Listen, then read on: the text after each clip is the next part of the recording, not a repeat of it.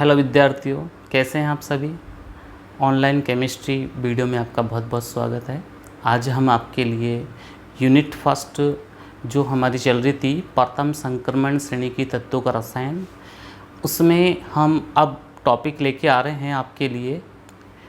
देखिए, टॉपिक का नाम है प्रथम संक्रमण श्रेणी के तत्वों के गुण। बेसिकली गुण तो बहुत सारे होते हैं। जो हमारी प्रथम संक्रमण श्रेणी है उसमें बहुत सारे तत्व हैं। बहुत सारे तत्व से मतलब ये होता है बहुत सारे गुण हैं। तत्व तो 10 ही है लेकिन गुण बहुत सारे हैं। हम अपनी फिंगर पर उन गुणों के बारे में एक एक डिस्कस करते हैं, नाम सुनते हैं पहले उन गुणों के। चलिए, पहला गुण जो हम देखेंगे वो गुण है हमारे इलेक्ट्रॉनिक विन्यास। दूसरा गुण हम पढ़ेंगे परमाणुवीय तथा आयनिक त्रिज्याएं। तीसरा गुण पढ़ेंगे हम आयनन विभव। चौथा गुण पढ़ेंगे हम रेडॉक्स विभव। पांचवा गुण पढ़ेंगे हम ऑक्सीकरण अवस्थाएं तथा क्रियाशीलता। छठा गुण पढ़ेंगे अपन चुंबकीय गुण। सातवां गुण पढ़ेंगे अपन उत्प्रेरकीय सक्रियता। आठवां गुण पढ़ेंगे अपन घनत्व। नवां गुण पढ़ेंगे अपन धात्विक प्रकृति। 10वां गुण पढ़ेंगे अपन घनत्व। 11वां गुण पढ़ेंगे अपन प्रथम संक्रमण श्रेणी युक्त तत्वों के रंग व उनकी निर्भरता। ऐसे हम बहुत सारे गुणों के बारे में यहाँ पर डिस्कस करेंगे। इसमें पहला गुण आपके लिए मैं लेके आ रहा हूँ और उसका नाम है इलेक्ट्रॉनिक विन्यास। चलिए, हम फर्स्ट टॉपिक के बारे में डिस्कस करते हैं, इलेक्ट्रॉनिक विन्यास। हमसे पूछे इलेक्ट्रॉनिक विन्यास कहते किसे हैं, तो हमारा क्वेश्चन क्या होगा? कक्षकों में इलेक्ट्रॉन भरने का क्रम। सिंपल लैंग्वेज में हम इसको क्या कहते हैं? कक्षकों में इलेक्ट्रॉन भरने का क्रम किस नाम से जाना जाता है? इलेक्ट्रॉनिक विन्यास के नाम से। अब देखिए बच्चों, हम पढ़ रहे हैं केवल प्रथम संक्रमण श्रेणी, तो हमको इलेक्ट्रॉनिक विन्यास भी किसका पढ़ना है? प्रथम संक्रमण श्रेणी का ही इलेक्ट्रॉनिक विन्यास पढ़ना है।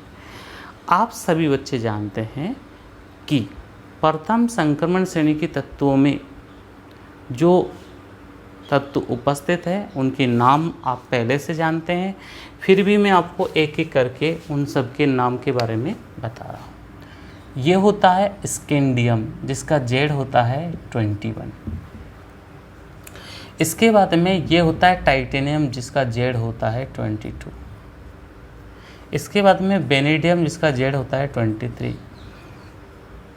फिर क्रोमियम, जिसका जेड होता है 24। फिर मैग्नीज, जिसका जेड होता है 25। फिर आयरन या फेरस, जिसका जेड होता है 26। फिर है कोबाल्ट, जिसका जेड होता है 27। फिर होता है निकल, जिसका जेड होता है 28। फिर होता है कॉपर, जिसका जेड होता है 29। फिर होता है जिंक, जिसका जेड होता है 30। ओके, चलिए, अब हम इनमें जब इलेक्ट्रॉन भरते, आबो सिद्धांत के अनुसार अगर हम इनमें इलेक्ट्रॉन भरते तो जैसे स्कैंडियम की चर्चा करते हैं तो स्कैंडियम इलेक्ट्रॉन कैसे भरते? 1s2 2s2 2p6 3s2 3p6 and 3d1 4s2। हम ऐसे इलेक्ट्रॉन भरते हैं। लेकिन वर्तमान पद्धति में हम क्या करते हैं? इतने इलेक्ट्रॉनों की जगह पर हम इलेक्ट्रॉन किस में भर देते हैं?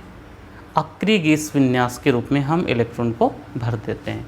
जैसे मुझे टाइटेनियम का इलेक्ट्रॉनिक विन्यास लिखना होता तो मैं ऑर्गन को बड़े कोष्ठक में लिख के 18 इलेक्ट्रॉन में ऑर्गन में भर देता। ओके, इसके बाद में हम 3D में 2 इलेक्ट्रॉन भरते और 4s में 2 इलेक्ट्रॉन भरते। एक बात और मैं आपको बता देता हूँ, आबो सिद्धांत के अनुसार 4s की ऊर्जा कम होती है, 3d की ऊर्जा ज़्यादा होती है। लेकिन इलेक्ट्रॉन पहले किस में भरा हुआ है, 4s में भरा हुआ है, क्योंकि आप वो सिद्धांत क्या कहता है कि इलेक्ट्रॉन पहले कम ऊर्जा वाले कक्षक में प्रवेश करना चाहिए। इसलिए हमने इलेक्ट्रॉन पहले किस में एंटर किए, 4s में, और उसके बाद में हम किस में इलेक्ट्रॉन एंटर करते जा रहे हैं, 3d में। ओके, यानी कि 3d में हमने 1 दे दिया, 2 दे दिया। अब हम वापस बेरिडियम पर बढ़ते हैं। बेरिडियम में हम क्या देखते हैं कि 3d3 4s2। देखिए हमारी काउंटिंग सही है गलत है इसको भी चेक करते रहना पड़ेगा बीच में। ये टोटल 18 इलेक्ट्रॉन इसमें आते हैं, 3 18 और 3 21 और 2 23, तो Z कितना अपना 23। अगला देखिए ऑर्गन 3d4 4s2। आना तो ऐसे चाहिए, आना तो ऐसे भरा हुआ आना चाहिए था, लेकिन क्या होता है इसका स्थायित्व इस विन्यास में कम होता है।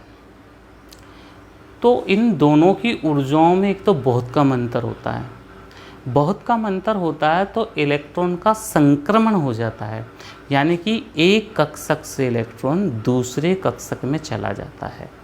अब एक कक्षक से इलेक्ट्रॉन दूसरे कक्षक में जाएगा तो अभी ये रिक्त कक्षक है और ये पूर्ण पूरित कक्षक है, तो इस 4s का एक इलेक्ट्रॉन कहाँ ट्रांसफ़र हो जाएगा, 3d में ट्रांसफ़र हो जाएगा। तो विन्यास 3d4 की जगह पर क्या बन जाएगा, 3d5 4s1। ऐसा आपसे अगर कोई कारण पूछता है कि इसका कारण क्या रहा, तो इसका कारण रहा अर्धपूरित विन्यास का स्थायित्व।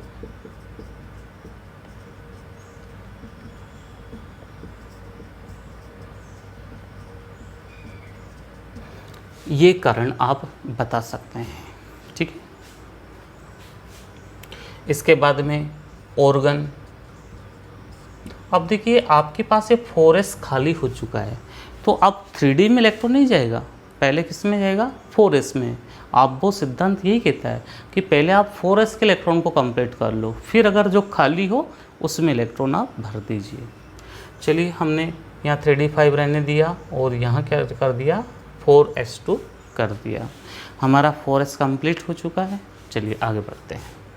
अब आयरन में बढ़ते हैं, तो 18 इलेक्ट्रॉन्स यहाँ फिल हो गए। अब हम यहाँ क्या करेंगे, 3d6 4s2 लिख देंगे। मुझे लगता है इसमें कोई कन्फ्यूजन नहीं होना चाहिए, बहुत सिंपल वे में एक्सप्लेन कर रहा हूँ मैं आपको।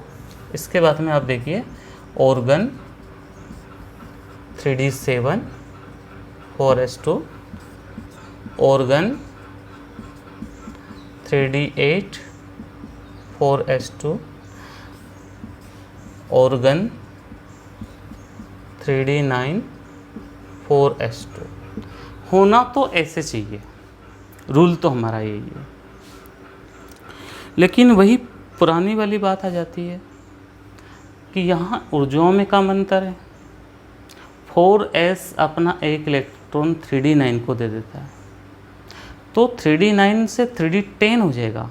इसका क्या बेनिफिट हुआ, 3d9 पहले आंशिक पूरित कहला रहा था, अब इसकी जगह पर इसका नाम बदलकर पूर्ण पूरित हो जाएगा, यानी कि 3d10 होते ही ये पूर्ण पूरित विन्यास हो जाएगा, जिसका स्थायित्व आंशिक पूरित या अपूर्ण पूरित विन्यास से ज़्यादा होता है। इसलिए इस 3d9 की जगह पर 3d10 और 4s2 की जगह पर 4s1। तो ये एक तरीके से दो तरह के विन्यास बन के, एक पूर्ण पूरित और एक अर्धपूरित। तो इनका स्थायित्व का कारण क्या है, पूर्ण पूरित व अर्धपूरित विन्यास।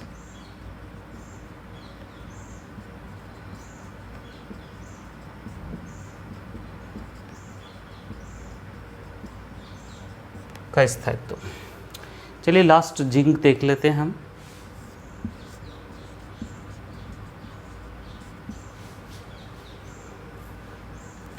अब 3d हमारा कंप्लीट है, तो हमारा नेक्स्ट इलेक्ट्रॉन किस में जाएगा, 4s में जाएगा।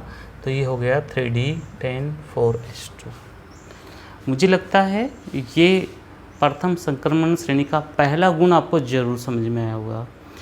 इसमें आपको ये देखिए ये बहुत इम्पोर्टेंट होता है। इलेक्ट्रॉनिक विन्यास से हम बहुत सारे गुणों को समझाएंगे, क्योंकि इलेक्ट्रॉन त्यागना, ग्रहण करना, ये आगे जाकर बहुत हमारे यूजफुल होगा।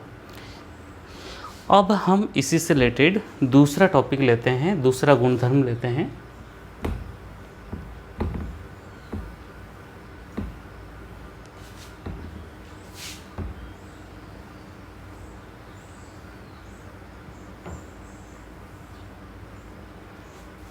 दूसरे गुण का नाम है परमाणुवीय तथा आयनिक त्रिज्याएं।